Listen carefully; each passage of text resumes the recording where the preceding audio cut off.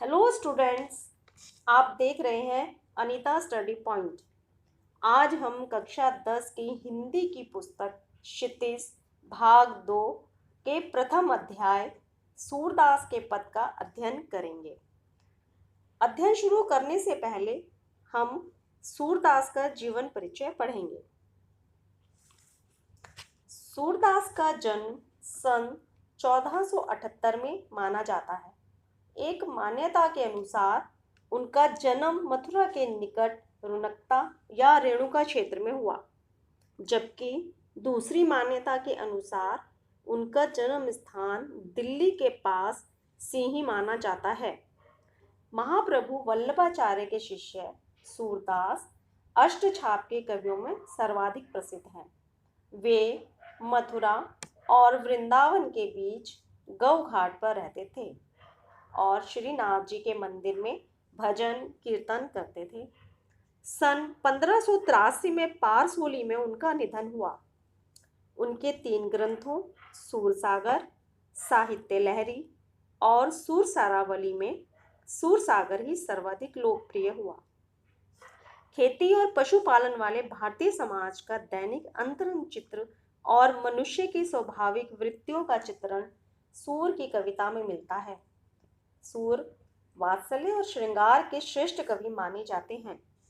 कृष्ण और गोपियों का प्रेम सहज मानवीय प्रेम की प्रतिष्ठा करता है। सूरदास की कविता में ब्रज भाषा का निखरा हुआ रूप मिलता है। तो स्टूडेंट्स, यह था सूरदास का जीवन परिचय। इसके अलावा प्रसिद्ध साहित्यकार आचार्य रामचंद्र शुक्ल के अनुसार सूरदास 7 भाई थे। 6 भाई युद्ध करते हुए मारे गए। तब अंधे सूरदास भटकते भटकते एक कुएं में जा गिरे। 6 दिन उसी में पड़े रहे। 7वें दिन कृष्ण भगवान उनके सामने प्रकट हुए और उन्हें दृष्टि देकर अपने दर्शन दिए और कहा, तू सब विधाओं में निपुण होगा। इस पर सूरदास ने वर मांगा कि जिन आंखों से मैंने आपका दर्शन किया उनसे अब और कुछ ना देखूं और सदा आपका भजन करूं। अर्थात सूरदास जी ने कहा कि मुझे आंखें नहीं चाहिए, मुझे आपकी कृपा दृष्टि चाहिए जिससे मैं सदा आपका भजन पूजन करता रहूं। तब भगवान ने उन्हें कुएं से बाहर निकाला तो वह अपने द्वारा मांगे गए वरदान के अनुसार ज्यों के त्यों अंधे हो गए। तो यह था सूरदास जी का जीवन परिचय। अब यह पद किस संदर्भ में लिखे गए हैं, यह समझते हैं।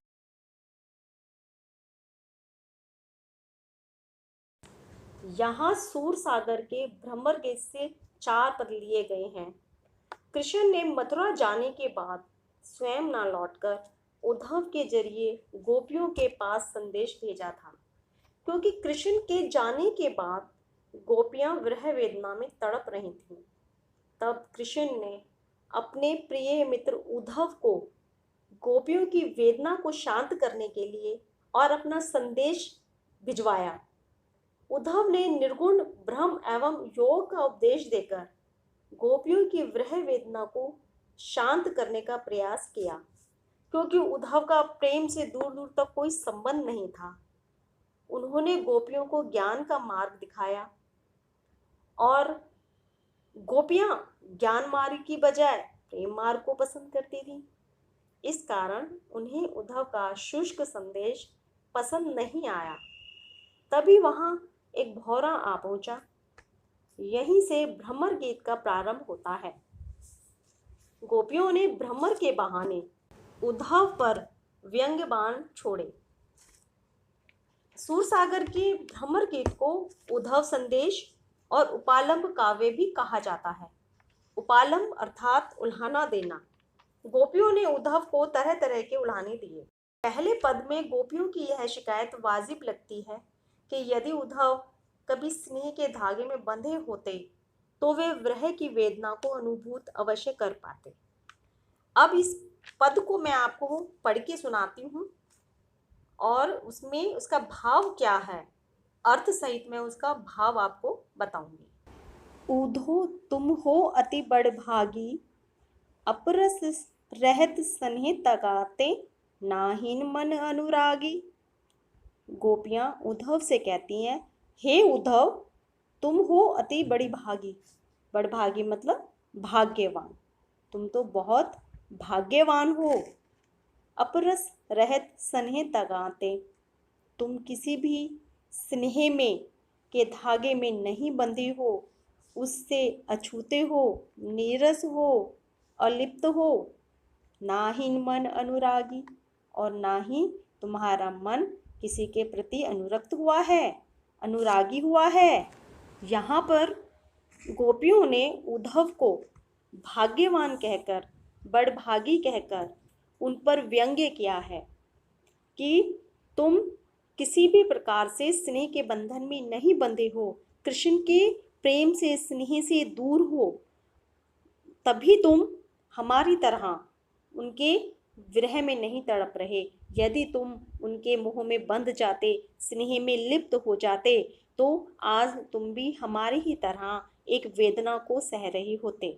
इस प्रकार से गोपियों ने उद्धव को व्यंग्य करके बड़भागी कहा है। आगे है, पुरइन पात रहते जल भीतर, तारस देहना दागी। इसके बाद गोपियाँ उदाहरण के माध्यम से उद्धव को समझाती हैं, कहती हैं कि तुम उस पुरइन पात, कमल के पत्ते के समान हो, जो जल के भीतर रहते हुए भी उसके शरीर पर, तन पर पानी की बूंद का दाग नहीं लगता है। उसके बाद गोपियाँ दूसरा उदाहरण देते हुए उद्धव को ताना मारती हैं, उल्हाना देती हैं। जो जल महा तेल की गागरी, बूंद न ताकू लागी। ज्यों का मतलब है जैसे, जल महा तेल की गागरी, महा मतलब में, जैसे जल में तेल से लिपटी हुई गागरी, गागरी मतलब घड़े, घड़े को यदि जल में डुबोया जाए और डुबो के बाहर निकाला जाए तो उस पर बूंद की, पानी की बूंद नहीं ठहरती है, बह जाती है।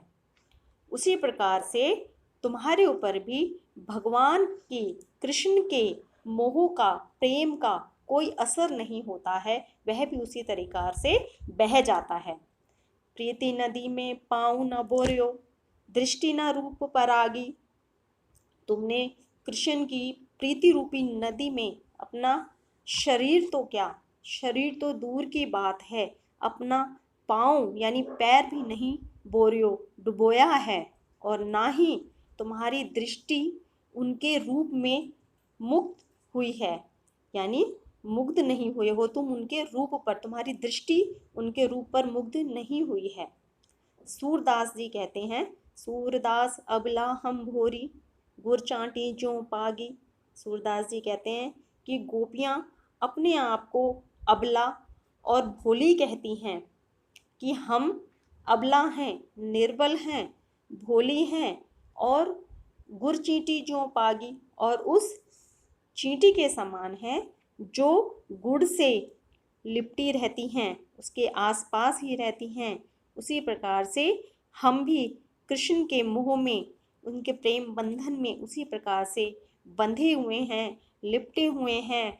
हम अपने आप को उनसे अलग नहीं कर सकते, हम उनकी विरह वेदना में तड़प रहे हैं, हम चाह कर भी उनसे अलग नहीं हो सकते, उनके प्रेम में अनुरक्त हैं। दूसरा पद, जब गोपियाँ कृष्ण के आने की राह देखती हैं और कृष्ण नहीं आते हैं और उद्धव को भेज देते हैं, तब गोपियाँ दुखी होकर उद्धव से कहती हैं, मन की मन ही मांझ रही, कहिए जाई कौन पे उद्धो, नाही परत कहीं। गोपियाँ कहती हैं, हे उद्धव, कृष्ण नहीं आए, अब हमारे मन में जो बातें थीं वो मन की मन ही में रह गईं। बताइए उद्धव, हे उद्धव, कहिए, बताइए कौन पे जाए, किसके पास जाएं हम, ना ही परत कहीं। और ये जो बातें हैं, हमारी मन की बातें, हम कृष्ण के अलावा किसी और से नहीं कह सकती। हे उद्धव, अब आप ही राह बताएं कि हम कहाँ जाएं, किसके पास जाएं। अवधि आधार आस आवन की, तन मन बिथा सही। उनके आने की एक आस थी और एक आधार था अवधि का, समय का, कि एक समय के बाद कृष्ण आएंगे। वही आस हमारे मन में थी और उसी के कारण हमने तन और मन की व्यथा परेशानियों को सहा। अब इन जोग संदेशनि सुनि सुनी, बिरहनि बिरह दही।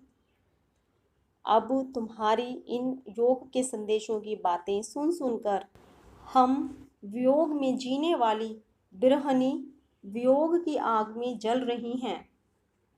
चाहती हुते गुहार जितहि ते, उतते धार बही। चाहती थी हम जिधर से गुहार लगाना, अपने दुखों की गुहार लगाना चाहती थी कि हम तुम्हारे वियोग में दुखी हैं, हमारे वियोग को कम करिए। उतते धार बही, वहाँ से योग की धारा, योग साधना की धारा बह निकली है। सूरदास अब धीर धरहि क्यों, मर ज्यादा न लही।